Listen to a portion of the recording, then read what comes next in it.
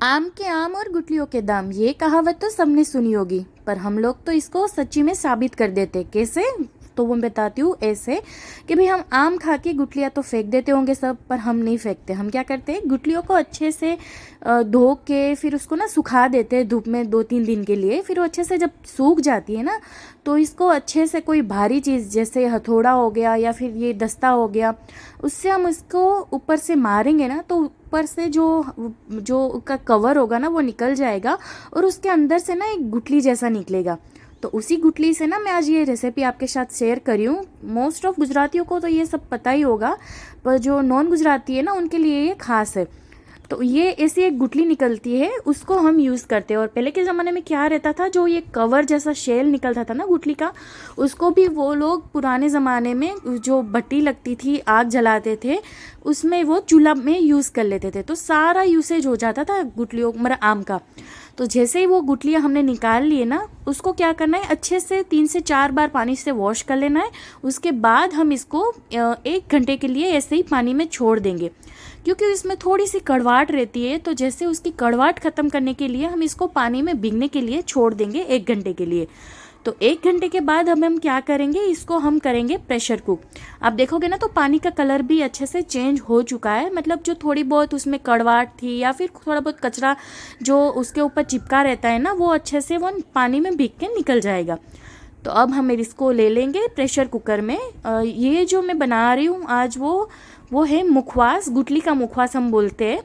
तो आप ये खाने में तो इतना टेस्टी लगता ही है, और आप जो तिल और सौंफ का मुखवास रहता है उसके साथ भी ऐड कर सकते हो तो भी अच्छा लगता है। ऐसे भी खाओ तो ऐसे भी अच्छा लगता है। तो सारी गुठलियाँ मैंने ले ली है प्रेशर कुकर में, और साथ में मैंने ले लिया है 2 ग्लास भर के पानी। और टेस्ट के अनुसार यहाँ पे हमें नमक ऐड करना है। आप चाहो तो यहाँ पे हल्दी भी ऐड कर सकते हो। और नमक डालते ही हमें इसकी 5 से 6 सीटी लगा लेनी है प्रेशर कुकर में हाई फ्लेम पे, ताकि जो गुठलियाँ होती है ना वो थोड़ी सी सॉफ्ट हो जाए। वैसे वो क्या रहती है, जब कच्ची रहती है ना वो थोड़ी सी हार्ड रहती है। तो आप देखोगे ना तो ये सॉफ्ट हो चुकी है अच्छे से। अब हम इसको कर लेंगे एकदम अच्छे से ठंडा। अब जो ये गुठली है ना, वो कभी भी जो पूरी है ना वो नहीं निकलेगी। जैसे आप उसको तोड़ने की कोशिश करोगे ना तो थोड़े थोड़े टुकड़े हो ही जाते हैं। कोई कोई गुठलियाँ रहती है जो पूरी के पूरी निकल के आती है। तो मेरा भी कुछ ऐसा ही है। हम मतलब ये ऐसे ही हम उसके ऊपर जो ये वज़नदार चीज़ें उसको मारते हैं ना, तो उसको जो चूरा है वो निकल ही जाता है। तो वो हमें बिल्कुल ठंडा कर लेना है, जो गुठली हमें बॉईल की थी उसको। अब हम क्या करेंगे, मैं यहाँ पे कर रही हूँ जो ग्रेटर रहता है जिससे हम हलवा बनाते हैं गाजर का, उसी ग्रेटर से मैं ये जो बड़े बड़े टुकड़े हैं ना गुठली के, उसको मैं ग्रेट कर ले रही हूँ। आप चाहो तो इसको लंबे लंबे पतले पतले टुकड़ों में भी कट कर सकते हो, पर मैं अभी यहाँ क्या कर रही हूँ, जो लंबे बड़े बड़े टुकड़े हैं ना गुठली के, उसको मैं यहाँ पे ग्रेट कर लूँगी, ताकि जो है हमारा टाइम भी बचता है और ये जो खाने में भी बहुत ही क्रंची सा लगता है जब वो पतला पतला रहता है। तो जो बड़े बड़े टुकड़े थे उसको मैंने ऐसे ग्रेट कर लिया है। अब आप देखोगे ना तो यहाँ पे छोटे छोटे टुकड़े रह गए मेरे, चूरे चूरा जैसा। तो उसको मैं नाइफ़ की मदद से लंबे लंबे पतले पतले टुकड़ों में कट कर रही हूँ। आप चाहो तो पहले से भी इसको ऐसे ही कट करके यूज़ कर सकते हो। स्वाद में कोई डिफरेंस नहीं आएगा, बस वो जो क्रंचीनेस रहता है ना उसमें हल्का सा फ़र्क पड़ता है। तो ऐसे ही करके जो हमने सारी गुठली है ना उसको ग्रेट भी कर लिया है और उसको हमने अच्छे से कट भी कर लिया है। तो ऐसे ही मेरी जो सारी गुठलियाँ हैं वो अच्छे से मेरी हो चुकी है। अब इसको मैं क्या कर रही हूँ, मैं यहाँ पे ओवरनाइट के लिए कपड़े में सुखा रही हूँ पंखे के नीचे।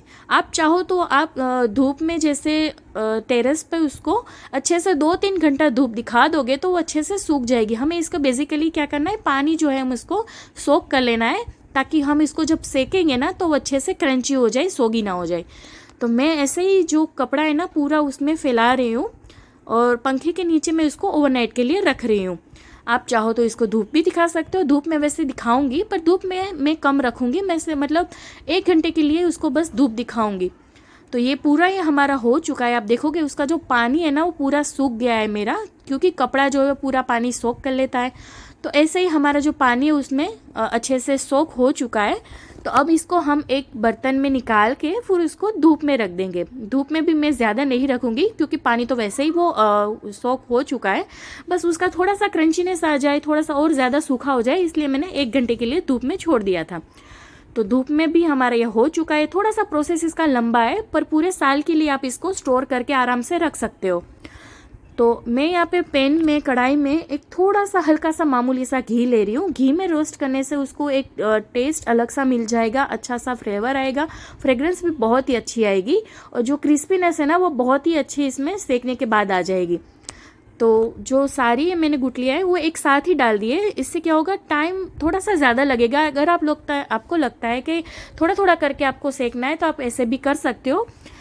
इसमें हमें बिल्कुल धीमी आंच पे इसको तब तक सेकना है जब तक ये एकदम हल्का सा ना हो जाए। अब जैसे हम हलवा सेकते हैं तो कैसे सूजी या बेसन एकदम हल्का सा हो जाता है, तो बस इतना हमें फ़र्क नज़र आ जाएगा। जब तक ये हल्का ना हो जाए तब तक हमें इसको सेकना है। तो मुझे यहाँ पे कम से कम 15 से 20 मिनट लग गए थे पूरा ये प्रोसेस होने में। तो ये हमें जब लगे कि ये पूरा थोड़ा सा हल्का सा हो गया है तब लास्ट में हम इसमें डालेंगे काला नमक।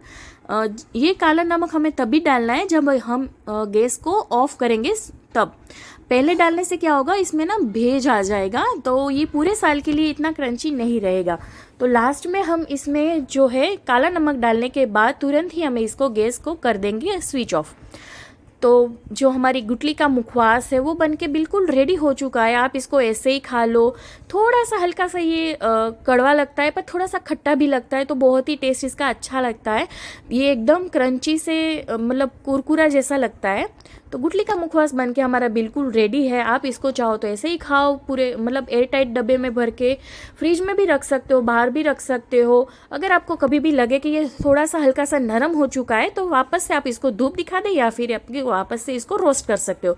तो कैसे लगा ये एक न्यू रेसिपी, कमेंट करके मुझे प्लीज़ बताइए। अगर अच्छी लगी है तो एक लाइक ज़रूर करें और देखते रहिए मेरी चैनल को न्यू रेसिपीज़ के लिए। Thank you for watching my video. मिलते हैं नेक्स्ट